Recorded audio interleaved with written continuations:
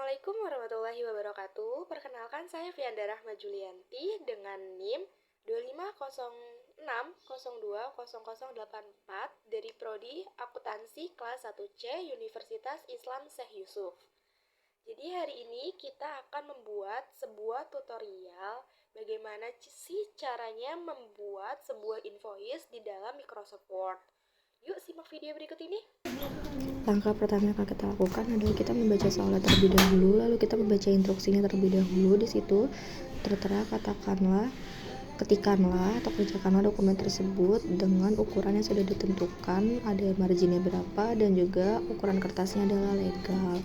Setelah itu kita langsung ke tombol pencarian, kita klik dan kita cari Microsoft Word.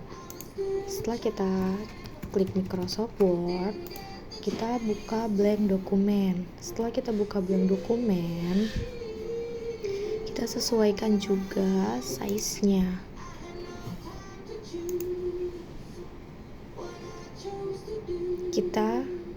Ukuran size-nya adalah legal, maka kita buka ukuran legal, klik ukuran legal, lalu di situ juga tertera ukuran marginnya, topnya, bottomnya, leftnya dan juga right-nya. Itu di situ udah ditentukan, maka kita akan mengikuti yang sudah ditentukan tersebut. Oke, kita balik lagi ke Word, lalu kita ke page layout, masih sama di margin paling kiri sebelah atas.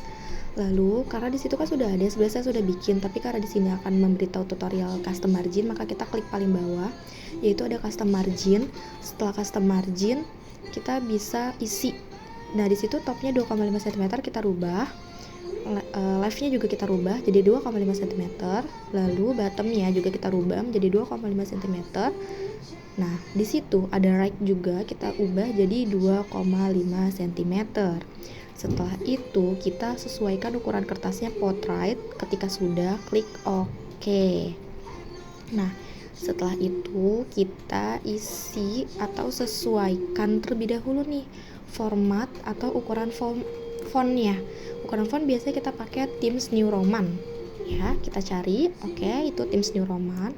Untuk ukuran subjudul dan judul itu biasanya beda, ukurannya tergantung, kita pakai 11 aja atau enggak 12. Kita tulis nama perusahaannya apa, lalu di bawah nama perusahaan ada slogan perusahaan. Kita ketik dulu. Untuk judul kita menggunakan font ukuran 14. Judul perusahaan, nama perusahaan maksudnya. Nama perusahaannya PT Vici Indah Sejahtera. Vicina Sejahtera. Lalu slogannya adalah pelopor botol susu berwarna pertama di Indonesia. Untuk PT Vici Indah Sejahtera kita blok dulu semua, lalu kita Ctrl B untuk di bold ya guys.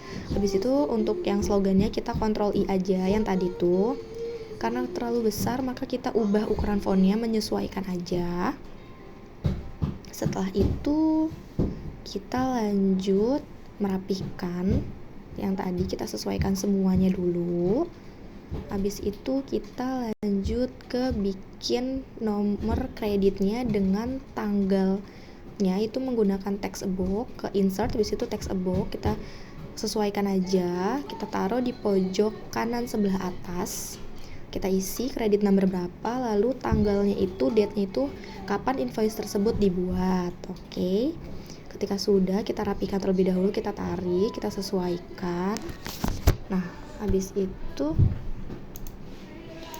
kita rapikan. Untuk menghilangkan garis pada teks tersebut, kita menggunakan insert ke format, habis itu kita ke shape fill, kita ganti warna putih.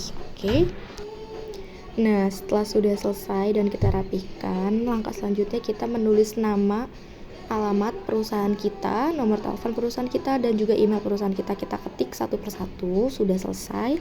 Lanjut ke step berikutnya, kita tulis nama pelanggan atau pembeli dan keterangannya tuh apa. Kita isi aja. Caranya kita klik insert, kita bikin tabel di sini. Caranya bikin tabel, sesuaikan aja. 2 ke samping dan 2 ke bawah.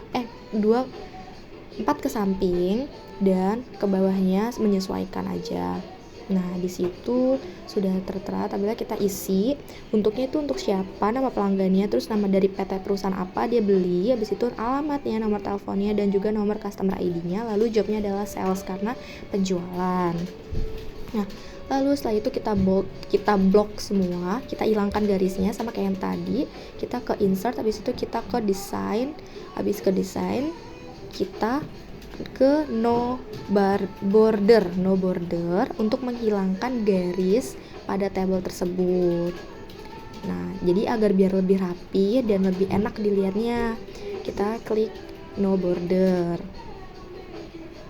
Oke, sudah.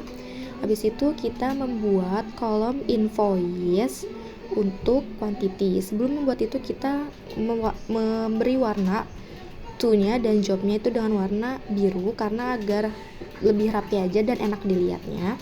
Habis itu kita buat kolom 5 ke samping dan baris 6 ke bawah. Nah, di situ kita masukkan aja, dan ketika udah kita okehkan aja. Lalu kita klik, kita isi dengan quantity. Terus selanjutnya ada item, selanjutnya ada deskripsi, selanjutnya ada unit price, dan selanjutnya lagi yang terakhir ada total. Oke, quantity itu adalah di kolom A, item itu kolom B, deskripsi itu kolom C, unit price itu kolom D, dan total itu kolom E. Habis itu kita isi sesuai dengan pembelian si customer tersebut, kuantitinya berapa, itemnya jenisnya apa aja, deskripsinya apa aja, dan harga-harganya apa aja. Nah, setelah itu kita rapikan terlebih dahulu. Untuk mengisi total itu biasanya kita menggunakan rumus formula kita cari dari insert, habis itu ke layout, lalu di formula, habis itu nanti kita klik aja, kita hapus dulu semua, kita sama dengan total didapat dari quantity dikali dengan unit price. Kuantitinya itu ada di kolom A2 dan unit price-nya itu ada di kolom D2. Maka A2 dikali dengan D2. Untuk rumus perkalian di dalam Microsoft Office kita bisa menggunakan tombol bintang. Ikuti saja langkah-langkahnya dengan tutorial tadi sampai habis. Lalu kita untuk menambahkan 3 kolom baris ke bawah, kita blok dulu semuanya. Habis itu kita klik kanan insert, habis itu insert table ke bawah. Nah, insert, habis itu insert row ke bawah. Habis itu kita untuk menghilangkan garis pada tabel sebenarnya masih sama aja menggunakan yang tadi. Kita ke insert, habis itu kita ke design, habis itu ke no border. Tapi kita tulis dulu subtotalnya berapa, sales tax-nya berapa, dan total berapa, karena sesuai dengan contohnya yang akan kita buat nanti. Sales tax-nya biasanya kita menggunakan 11%. Nah, setelah itu kita blok dulu nih. Kita ke cara yang tadi, ke insert, habis itu di layout, habis itu ke design, insert, design, habis itu ke no border. Nah, habis itu ketika sudah semua, di situ kita akan memberi garis pada tabel-tabel yang tidak ada garisnya, itu kita normalkan aja. Untuk selanjutnya kita mengisi subtotalnya kita border dulu. Subtotal itu didapat dari rumus yang tadi, sama sebenarnya. Kita ke insert, habis itu ke layout, habis itu kita ke formula. Subtotal itu didapat dari total dari item pertama sampai dengan item kelima, ya. Disitu kita masukkan rumus sum, karena dalam Microsoft Office rumus sum itu artinya adalah penjumlahan. Karena kita ingin menjumlahkan dari total pertama hingga total kelima. Nah, kita menjumlahkan subtotal sama dengan sum.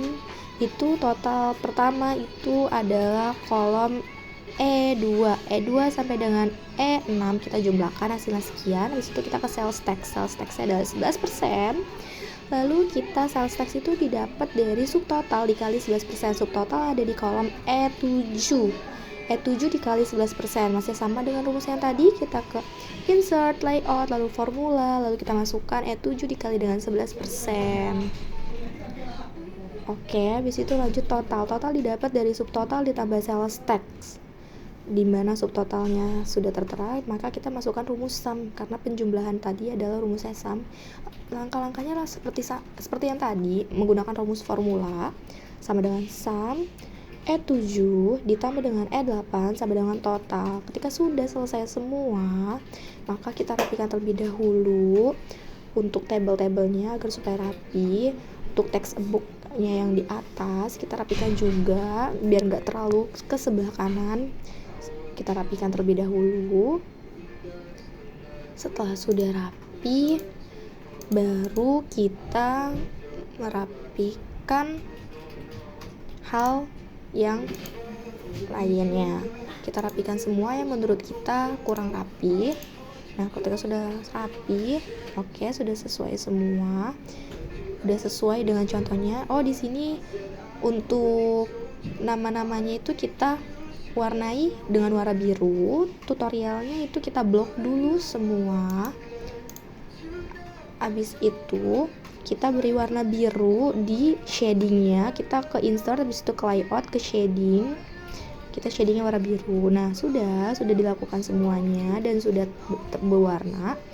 Maka langkah selanjutnya adalah kita save file tersebut, klik file, habis itu klik save as, lalu kita namain dengan latihan 4, nama kita siapa, nama saya Fiana Rahma Julianti. Lalu ketika sudah, filenya kita simpan di dokumen sesuai